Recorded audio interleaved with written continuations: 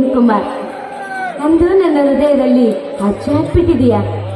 ಅದೆಂದು ನನ್ನ ಮನಸ್ಸು ನಿನಗೆ ಶರಣಾಯ್ತು ನನಗಂತೂ ತಿಳಿಯುತ್ತಾ ಇಲ್ಲ. ಈ ವಿಷಯ ನಿನ್ನ ಬಳಿ ತಿಳಿಸಬೇಕೆನ್ನೋ ಅಷ್ಟರಲ್ಲಿ ದಿನ ಮನೆಗೆ ಬರುತ್ತಿರುವ ನೀನು ಸಡನ್ಲಿ ಮನೆಗೆ ಬರೋದನ್ನೇ ನಿಲ್ಲಿಸಿದೀಯಾ. ನನ್ನ ಮಾವ ಇವರ ಸ್ನೇಹಿತ.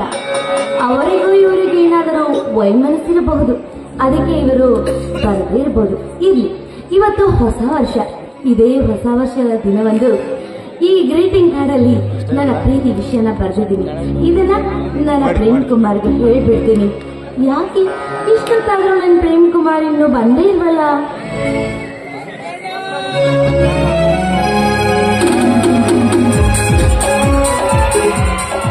ಇಷ್ಟೊತ್ತಾದರೂ ಬರಲಿಲ್ಲವೆಂದು ಮನಸ್ಸಲ್ಲೇ ಬೈದುಕೊಳ್ಳಬೇಡ ಶ್ರೀ. ಒಂದು ಬಹು ಮುಖ್ಯವಾದ ಕೆಲಸವಿತ್ತು, ಅದನ್ನು ಮುಗಿಸಿಕೊಂಡು ಬರಲು ಕೊಂಚ ಸಮಯವಾಯಿತು. ಇಷ್ಟೊತ್ತು ನಿನ್ನನ್ನು ಕಾಯಿಸಿದ್ದಕ್ಕೆ ಕ್ಷಮ ಇರಲಿ. ಚೇಚೆ, ಇಂಥ ದೊಡ್ಡ ಮಾತೆಲ್ಲ ಯಾಕೆ? ಅಂದ ಹಾಗೆ ನಿಮ್ಮನ್ನು ಯಾಕೆ ಬರೋದು ಹೇಳಿದೆ ಅಂದ್ರೆ, ಅಯ್ಯೋ ನಾನು ಇವನ್ನ ಪ್ರೀತಿ ಮಾಡ್ತಾ ಇದ್ದೀನಿ ಅಂತ ಹೇಗೆ ಹೇಳೋದು? ಅಯ್ಯೋ ಹೇಗ್ ಮಾತಾಡ್ಬೇಕಂತಾನೆ ಗೊತ್ತಾಗ್ತಿಲ್ವಲ್ಲಪ್ಪ. ಇದೇನು ರಂಗಶ್ರೀ, ಏನೋ ಮಾತನಾಡಬೇಕೆಂದು ನನ್ನನ್ನು ಕರೆದು ಈಗ ನೀನೇ ಈ ರೀತಿ ಮೌನಕ್ಕೆ ಶರಣಾದರೆ ಹೇಗೆ? ಅದೇನು ವಿಷಯ ಹೇಳಬಾರದೆ? ಅದು ಅದೇನಂದ್ರೆ, ನೀವು ದಿನ ನಮ್ಮ ಮನೆಗೆ ಬರ್ತಾ ಇದ್ರಪ್ಪ, ಸಡನ್ಲಿ ಬರೋದ್ನೇ ನಿಲ್ಲಿಸ್ಬಿಟ್ರಲ್ಲ ಅಂತ. ಕಾರಣ ನಿನಗೆ ಗೊತ್ತಾಗಿಲ್ಲ ಅಲ್ಲವೇ? ನೋಡರಲ್ಲ, ನನ್ನ ಪ್ರಾಣ ಸ್ನೇಹಿತ ನಿನ್ನ ಸೋದರ ಮಾವ ಅಮರನಾಥನಿಗೂ ನನಗೂ ಭಿನ್ನಾಭಿಪ್ರಾಯ ಮೂಡಿ ನಾವಿಬ್ಬರು ಪೂರ್ವ ಪಶ್ಚಿಮ ಎನ್ನುವ ಹಾಗೆ ದೂರಾಗಿ ಬಿಟ್ಟಿದ್ದೇವೆ. ನಮ್ಮ ಈ ಭಾಗದ ನೀರಾವರಿ ಹೋರಾಟವೊಂದರಲ್ಲಿ ನಾವು ಭಾಗವಹಿಸಿದ್ದು ಅವರಿಗೆ ಇಷ್ಟವಿರಲಿಲ್ಲ. ಯಾಕೆಂದರೆ ನಾವು ಅಂದುಕೊಂಡಂತೆ ಆ ಪ್ರದೇಶವೆಲ್ಲ ನೀರಾವರಿಯಾಗಿ ಬಿಟ್ಟಿದೆ. ನಿಮ್ಮ ಸೋದರ ಮಾವ ಅಮರನಾಥನ ಎಷ್ಟು ಎಕರೆ ಭೂಮಿ ಆಣೆಕಟ್ಟಿನೊಳಗಡೆ ಮುಳುಗಡೆ ಹೋಗಿಬಿಡುತ್ತಿತ್ತು. ಈ ವಿಷಯದಲ್ಲಿ ನಮ್ಮಿಬ್ಬರನ್ನು ವೈಮನಸ್ಸು ಮೂಡಿದೆ. ಪ್ರಾಣ ಸ್ನೇಹಿತರಾದ ನನ್ನನ್ನು ತನ್ನ ಮದುವೆಗೂ ಕರೆಯದಷ್ಟು ನನ್ನ ಮೇಲೆ ಸಿಟ್ಟಾಗಿ ಬಿಟ್ಟಿದ್ದಾರೆ. ಅದೇನೇ ಆಗಿದ್ರು ಸಹ ನನ್ನ ಮಾವ ತನ್ನ ಮದುವೆಗೆ ನಿಮ್ಮನ್ನ ಕರೀಬೇಕಿತ್ತು. ನಿಮ್ಮಂತ ಆದರ್ಶ ವ್ಯಕ್ತಿಯನ್ನ ಅರ್ಥ ಮಾಡಿಕೊಂಡು ನಿಮ್ಮ ಸ್ನೇಹಕ್ಕೆ ಬೆಲೆ ಕೊಡಬೇಕಿತ್ತು. ನಿಜ ಶ್ರೀ, ಅವನದನ್ನು ಅರ್ಥ ಮಾಡಿಕೊಂಡಿದ್ದರೆ ನಾನು ನಿನ್ನಿಂದ ದೂರವಾಗುವ ಪ್ರಸಂಗವೇ ಬರುತ್ತದೆ.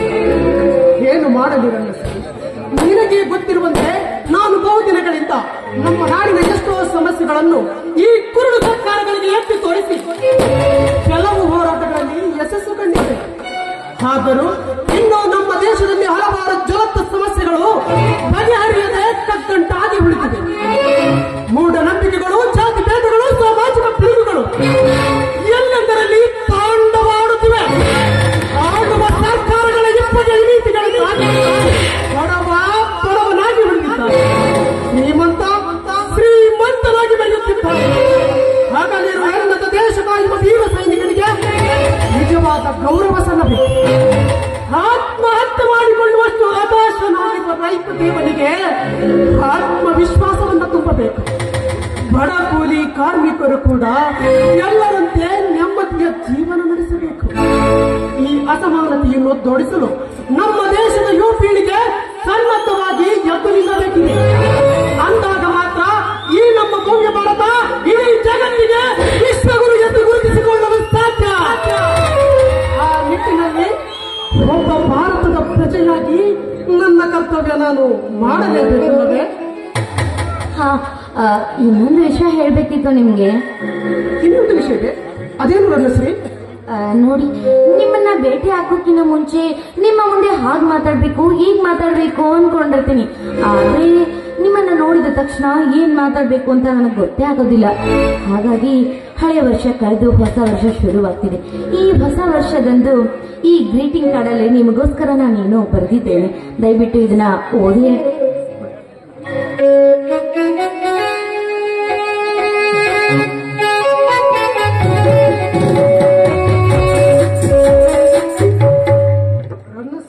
ಪ್ರೇಮ್ ಕುಮಾರ್, ನನ್ನ ಹೃದಯದಲ್ಲಿ ನೀವಿರುವೆ.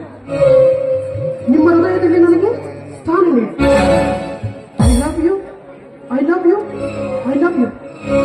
ಇದೇನು ನೀನು ನನ್ನನ್ನು ಪ್ರೀತಿಸ್ತಿದ್ದೀನಿ, ಆರಾಧಿಸ್ತಿದ್ದೀನಿ, ಪೂಜಿಸ್ತಾ ಇದ್ದೀನಿ. ಪ್ರತಿನಿತ್ಯವೂ ನೆಮ್ಮದಿ ಹಂಬಲಿಸ್ತಾ ಮಾತನಾಡ್ತಾ ಇದ್ದೀನಿ. ಬೇಡ ನಸಿ ಬೇಡ, ಇದೆಲ್ಲ ಆಗದ ಹೋಗದ ಮಾತು. ಮೊದಲ ಇದನ್ನು ಸುಟ್ಟು ಹಾಕಿದೆ. ನೀವು ಸುಟ್ಟು ಹೋದ ಮಾತ್ರಕ್ಕೆ ಮನಸ್ಸಲ್ಲಿ ಬರೆದಿರುವ ಈ ಪ್ರೇಮ ಎಂದು ಸುಟ್ಟು ಹೋಗಲು ಸಾಧ್ಯವಿಲ್ಲ. ಪ್ರೇಮ್, ನಿಜವಾಗಿ ಹೇಳಿ, ನೀವು ನನ್ನನ್ನ ಪ್ರೀತಿ ಮಾಡ್ತಿಲ್ಲ ಅಂತ ನನ್ನ ಮೇಲೆ ಪ್ರಮಾಣ ಮಾಡಿ ಹೇಳಿ ನೋಡೋಣ. ನೋಡೋಣ, ಪ್ರೀತಿಸಬೇಕು, ಮದುವೆಯಾಗಬೇಕು, ಮಕ್ಕಳನ್ನೆತ್ತು ಸುಖ ಸಂಸಾರ ಮಾಡಬೇಕೆಂದು ನಾನು ಯಾವತ್ತೂ ಅಂದುಕೊಂಡಿಲ್ಲ. ನನ್ನ ಇಡೀ ಬದುಕನ್ನು ಬಡ ಭಕ್ತರಿಗೆ, ದೀನ ದಲಿತರಿಗೆ, ಅನ್ನ ಕೊಡುವ ರೈತನಿಗೆ ಮೀಸಲಿಟ್ಟು ನನ್ನ ಜನ್ಮ ಸಾರ್ಥಕಗೊಳಿಸಬೇಕೆಂದು ಕನಸು ಕಂಡವನು. ಆದರೆ ಜೊತೆಯಾಗಿ ಬೆಳೆದು ಅನುದಿನದ ಒಡನಾಟದಿಂದ ನಿನ್ನಲ್ಲಿ ಸಲಗೆ ಬೆಳೆದು ನನಗೆ ಗೊತ್ತಿಲ್ಲದೆ ನಿನ್ನ ಮೇಲೆ ಒಲವು ಮೂಡಿತಂತೂ ಸತ್ಯ. ನಾನು ಒಪ್ಪಿಕೊಳ್ಳುತ್ತೇನೆ. ಆದರೆ ನಾನೀಗ ನಡೆದಿರುವ ಹಾದಿ ಹೂವಿನ ಹಾದಿಯಲ್ಲ, ಬರೀ ವಿಷದ ಮುಳ್ಳುಗಳು ತುಂಬಿರುವ ಭಯಂಕರವಾದ ಹಾದಿ. ಯಾಕೆಂದರೆ ಹಾಣೆ ಕಟ್ಟುವ ವಿಚಾರದಲ್ಲಿ ನಿಮ್ಮ ಸೋದರ ಮಾವ ಅಮರನಾಥನಂತೆ 100 ಶತ್ರುಗಳು ನನಗೆ ಒಟ್ಟಿಕೊಂಡಿದ್ದಾರೆ. ಅವರ ವಿರೋಧವನ್ನು ಬಕ್ಕು ಬಡಿದು ನಾನಂದುಕೊಂಡದ್ದನ್ನು ಸಾಧಿಸುವುದು ಅಷ್ಟು ಸುಲಭದ ಮಾತಲ್ಲ. ಸ್ವಲ್ಪ ಹೆಚ್ಚು ಕಡಿಮೆಯಾದರೂ ಈ ಸಂದರ್ಭದಲ್ಲಿ ನನ್ನ ಪ್ರಾಣಕ್ಕೆ ಅಪಾಯವಿದೆ. ಹೀಗಿರುವಾಗ ನಿನ್ನನ್ನು ನಂಬಿದ ನಿನ್ನನ್ನು ಕಷ್ಟ ಕಾರ್ಪಣ್ಯದ ಕಕ್ಕತ್ತಲೆಯಲ್ಲಿ ದೂಡುವುದು ನನಗಿಷ್ಟವಿಲ್ಲ. ನೋಡಿ ಪ್ರೇಮ್, ನೀವು ನಡೆಯುವ ಹಾದಿಯಲ್ಲಿ ಕಲ್ಲಿರಲಿ, ಮುಂದೆ ಕಷ್ಟನೇ ಇರಲಿ, ಸುಖವೇ ಇರಲಿ, ನಾನು ನಿಮ್ಮ ಜೊತೆಯಾಗಿ ನಿಮ್ಮ ಜೊತೆಯಾಗಿ ಇರುತ್ತೇನೆ. ನೋಡಿ, ನಿಮ್ಮ ಗುರಿ ಸಾಧನೆಗೆ ನಾನೆಂದು ಅಡ್ಡಿ ಬರುವುದಿಲ್ಲ, ಹೊರತು ಬೆಂಬಲವಾಗಿರುತ್ತೇನೆ. ನನ್ನ ಮಾವನೇ ನಮ್ಮ ಪ್ರೀತಿಗೆ ಅಡ್ಡ ಬಂದರೆ ಆ ಮನೆ ಹೆಸರು ದಾಟಿ ನಿಮ್ಮ ಜೊತೆ ಬಂದು ನಿಮ್ಮ ಜೊತೆ ಬಾಳ್ವೆ ನಡೆಸುತ್ತೇನೆ. ದಯವಿಟ್ಟು ನನ್ನ ಮಾತನ್ನ ನಂಬಿ ಪ್ರೇಮ್.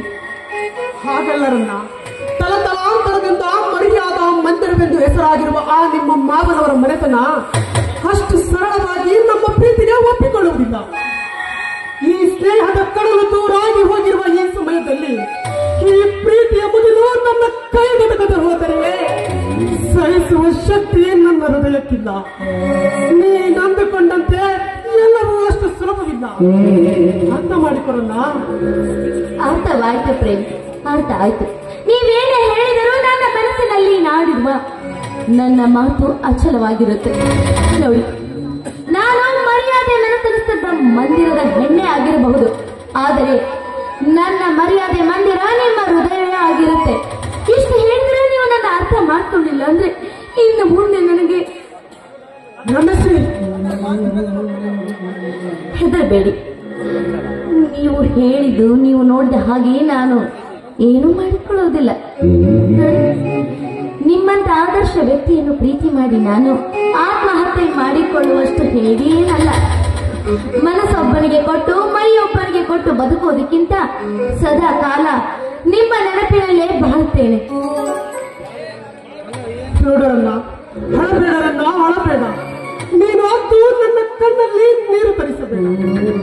ನಾನಾದರೂ ನಿನ್ನನ್ನು ಮರೆತು ಬೇರೊಂದು ಹೆಣ್ಣನ್ನು ಮದುವೆಯಾಗಿ ಬಾಳಬಲ್ಲೆ ಸಾಧ್ಯವಿಲ್ಲ. ನನ್ನ ಹೃದಯವೆಂಬ ದೇಗುಲದಲ್ಲಿ ನೀನ್ಯಾವತ್ತೂ ನೆಲೆಸಿದ್ದಾಗಿದೆ. ನೀನೇ ನನ್ನ ಮಾನಸ ಲೋಕದ ಅನುರಾಗ ತೇಲಿದೆ. ನೀನೇ ನನ್ನ ಬಾಳ ಮುಕುಟದ ಅನರ್ಘ್ಯದ ಬಾರಲ್ಲ. ಈ ಜಗವ ಎದುರಾಗಲಿ ನೀನೆಂದು ನನ್ನವಳೆ, ನಾನೆಂದು ನಿನ್ನ ಕೈಬಿಡ. Thank you Prem, I love you.